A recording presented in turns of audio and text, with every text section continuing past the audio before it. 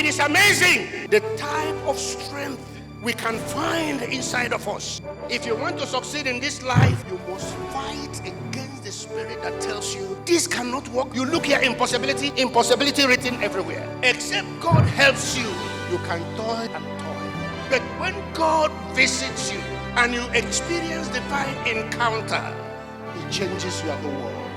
The day you were conceived, there were millions of potential human beings you were fighting with, and you defeated all of them. You were born a winner. A message I titled, I Suddenly Became Stupid. Yeah. And I'm taking it from the texts we read. 2 texts. The first one being 1 Samuel chapter 24 from verse 1 to 7, talking of David hiding somewhere and Saul, while leading his 3,000 soldiers looking for David, decided to go into a cave to relieve himself, and David caught the hem of his garment. And his boys were telling him, this is the day God promised you, that he would deliver Saul into your hand so that you can do whatever thing you plan to do. Please, sir, end our suffering. Let's kill him here. He said, no, I'm not going to do it. He resisted such very strong temptation that would have set him at liberty to become the king of Israel and to live as a normal human being rather than hiding on mountains, in caves, in valleys, and all that. And the second passage talks of 2 Samuel, is from 2 Samuel 11, 1 to 5.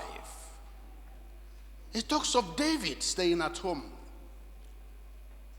when Joab and others and other kings within the region were out doing battles. David had a nap and then finally got up and was taking perhaps late afternoon breeze. Looked ahead, perhaps into the courtyard of Uriah the Hittite. There Bathsheba was, having a bath in the open.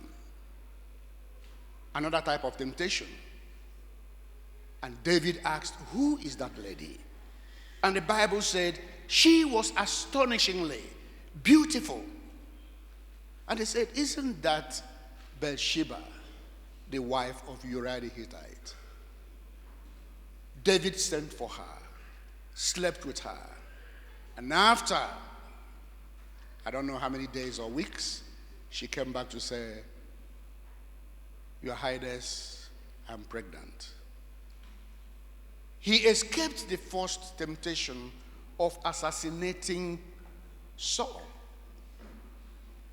And of course, killing him and taking over the throne, for which Samuel anointed him amongst his brethren. And the second temptation being this one that had to do with a woman. He overcame the first, the second he couldn't overcome. From time to time, we are overtaken when temptations come in the area of emotion. And if you are not careful, you fall into that temptation and you do something stupid. Over 20 years ago, we are building Shepherd's Court. I think Shepherd's Court has lasted 27 years since we moved in. As we are constructing it, I was the contractor. I was the day-to-day supervisor. Daddy Tenufa visited from time to time. Zidos visited from time to time. But I had my table for study there. Every day I was there. I had ordered for blocks. The job was going on the basis of direct labor. I was paying the people on daily basis and some at the weekends. And my block supplier continued supplying and work was moving. All of a sudden, the blocks I paid for, I couldn't see. I went and I pleaded with him. Look, if you had told me ahead of time this block wouldn't get here, I would have stopped these people. How can I pay workers, masons, laborers, and they are there? Soon the block is finished. He said, Reverend, go. I'll soon be sending it.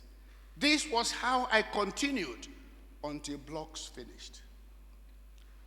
I drove to this man's block industry, and when I started talking at the top of my voice, it seemed he didn't care. My workers were sitting. Time was running, and I was going to pay them. Something just hit my head. I decided to use my car to block the entrance of the block industry. I said, I'm not moving here until you get a tipper loaded and sent to my site. He said, Reverend, move your car. I refused. I was just being stupid. I was so angry. I was vibrating. He ordered all his boys carry that car out. And they surrounded my car. And a reverend was inside. And they will lift it, and I will fire it, and this was how we were struggling. All of a sudden, I came back to myself. What are you doing? If some of your members come across and they see this stupidity of yours, what are they going to tell you? And many people know you. All of a sudden, I was like somebody woken from sleep. I just drove my car out. By this time, I'm sure if you took my blood pressure, it would have been high. What was it that happened to me that day? David resisted killing Saul, but he fell into the sin of adultery with a private soldier's wife. What was it that happened to him? I'm going to give you the answer before I finish. On the 29th of October, 2018, an Indonesian plane, Boeing 737, crashed. 189 passengers or people, passengers and crew, died. 10th of March 2019, exactly the same model of Boeing plane belonging to Ethiopian Airlines crashed, and all 157 people in it perished. Boeing is American company that produces the best planes in the world.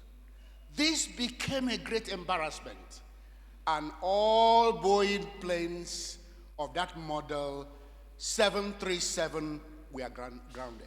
They were not allowed to fly anymore. I don't think they've started flying. What was wrong? It has to do with an inbuilt sensor called MCAS, which means Maneuvering Characteristics Augmentation System. This thing is an automatic device which ought to redirect the plane if it gets into a certain dangerous situation. Automatically, it will take over from the pilot and redirect the plane. In the two cases of accident or plane crash, The MCAS got into automatic. The pilot struggled to disengage this automatic system and to pilot the plane out of danger. And the automatic system refused to give up. When the Ethiopian airline crashed, the engine was buried 32 feet under the ground. 32. Because this device just turned the plane, faced the nose down, and it came straight and hit the ground, burying the engine 32 feet underground. The crater, the hole it created, covered 92 feet wide. The length of the crater was 131.24 feet. Remember, in the two cases, the pilot felt this system want to kill us, and they tried everything to change the situation. This device refused. Do you know we have something exactly like this system called maneuvering characteristics augmentation system in our brain? It can easily overtake you. And at the end of it, you begin to ask yourself, what happened to me? Why did I do this stupid thing?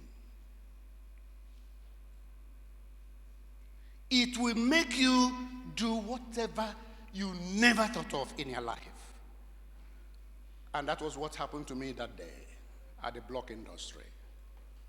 My own automatic system took my life over, and I was fighting with laborers, with Alhaji, and all these people because I was so angry. David suffered exactly the same thing. When he looked across his fence and saw Bathsheba, private soldier's wife, and David took her and slept with her. There is the temptation of getting so angry about somebody, and you hate the person and you want to kill this person, and you plan to lay ambush, get the person in a dangerous corner, and you kill him. You call that murder. You planned it, you thought over it, and you did it. But there is another situation where you didn't plan to kill somebody and you ended up killing somebody. In law, it is called manslaughter. In murder case, you planned it, you thought it out very well, and you did it. In the case of manslaughter, you never planned it.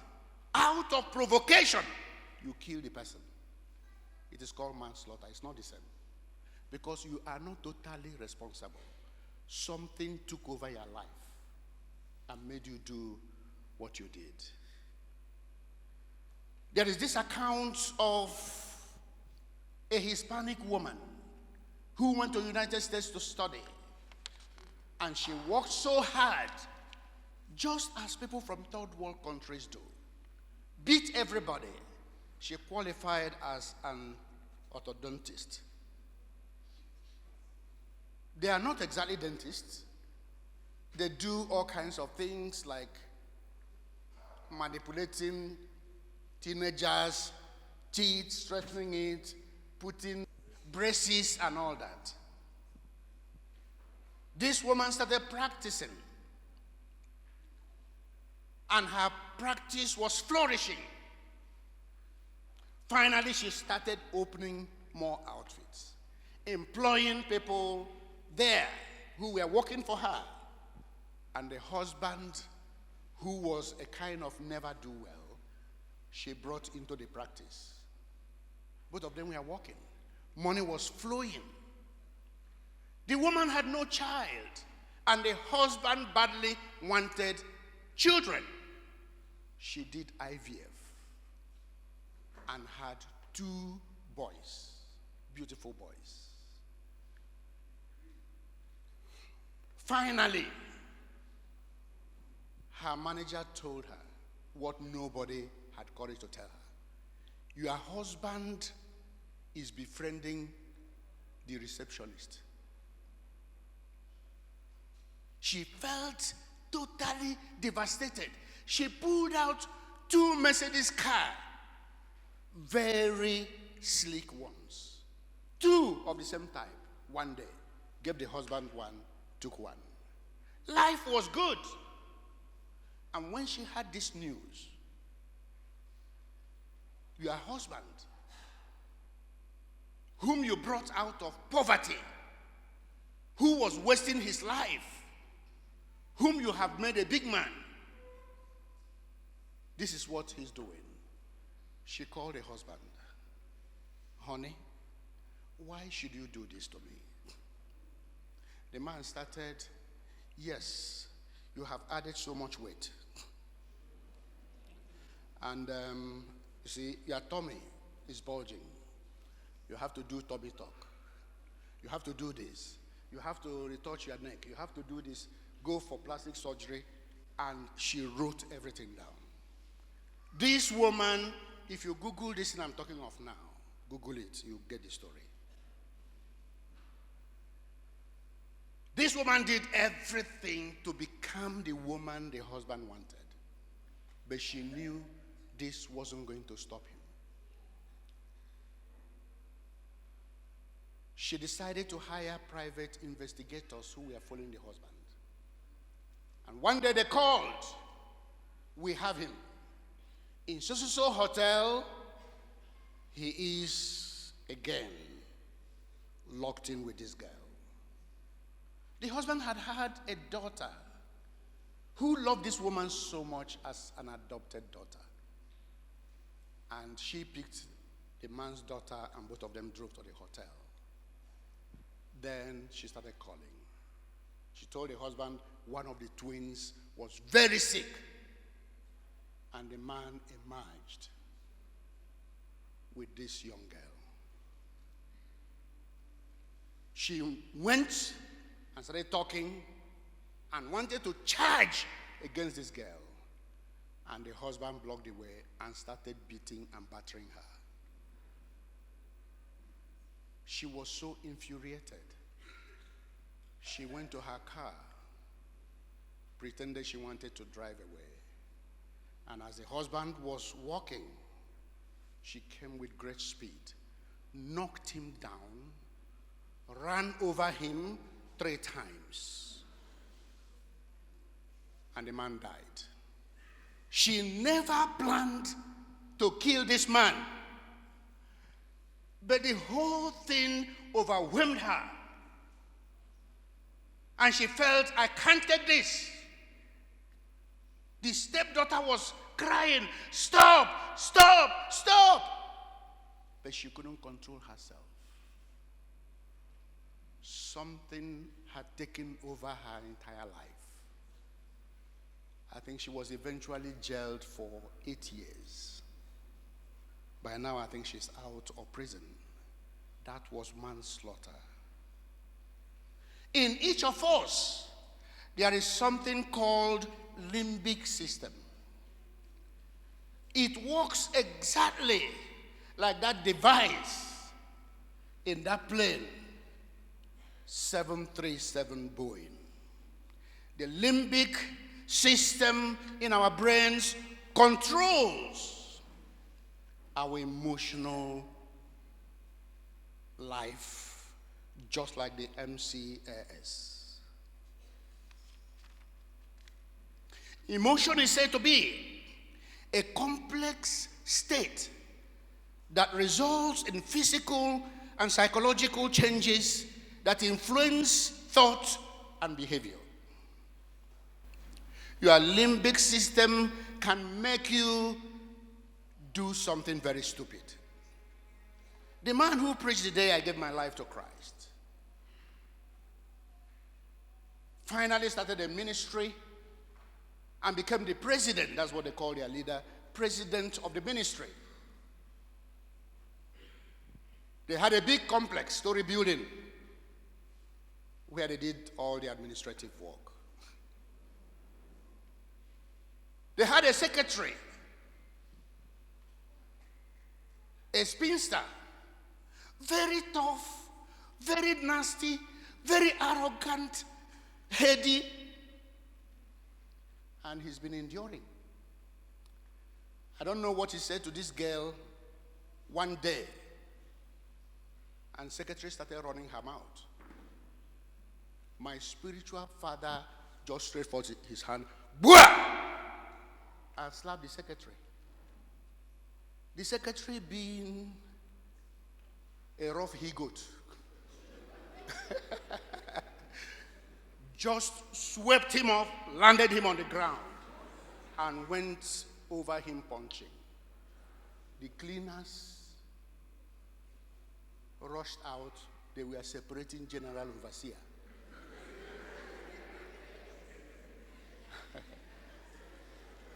Where is Sarah? Sarah, stand there.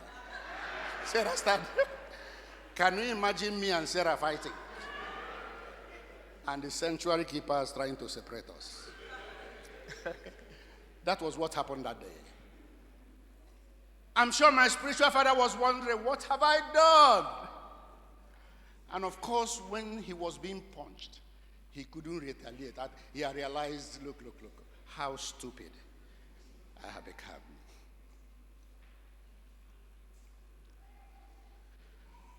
Brothers and sisters,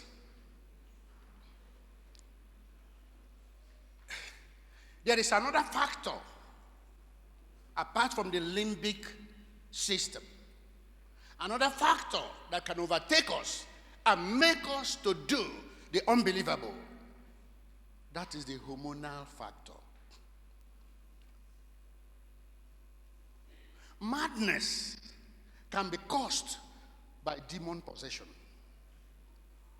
And in some cases, it is mere chemical imbalance. We used to visit Uncle Philip Mohabia when he was still alive. Every year as we go to UK. And there is one lady, a black lady, from the Caribbean island, who used to visit them. Sometimes she will come and she'll be talking and just behaving madly. And Uncle Phil will whisper to us, she has not taken her medications today. Her madness was as a result of chemical imbalance. If she took her tablets, she'll behave normally. If not, you look at her, she will look so rough, and you know that something is wrong.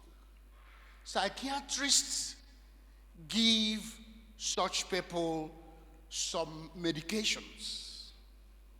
Some of the medications top up shortage of certain chemical in you that is not working very well. The tablets or whatever they give you will top it up, balance it out. And if it is the fact that some work do over time, they are too much, they give you drugs that can bring it down. That is what the psychiatrists do for you. Some of these chemicals we have in our body could be concocted by human beings to make up for what you don't have or to bring down what you have too much. Let me start with adrenaline. Adrenaline. It is called the fight and flight hormone. Fight or flight hormone. Adrenaline can help you to fight. It can help you to run or take a flight. it can help, it can make you do something stupid also.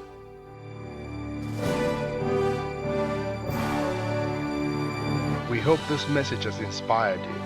Thank you for watching. To order for this message, please call 080-3641-2443. God bless you.